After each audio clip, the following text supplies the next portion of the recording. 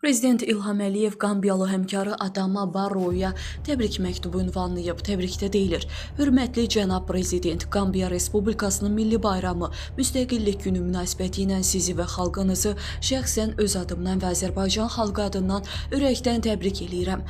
Biz Azərbaycanla Qambiya arasında sağlam təməllər üzərində qurulmuş münasibətlərin inkişafına böyük əhəmiyyət veririk.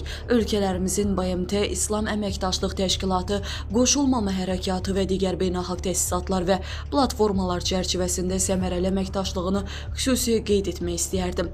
İnanıram ki, dostluq əlaqələrimizin möhkəmləndirilməsi, həm iki tərəfli, həm də çox tərəfli qaydada əməkdaşlığımızın genişləndirilməsi yolunda birgə səylərimizi bundan sonra da uğurla davam etdirəcəyik. Bu xoş fürsətdən istifadə edərək müqəddəs Ramazan ayının başlaması münasibəti ilə də səmimi təbriklərimi çatdırır. Sizdə möhkəm can sağlığı, xoşbəxtlik, işlərinizdə uğurlar, dost Qambiya xalqına daim əminamanlıq və firavanlıq diləyirəm.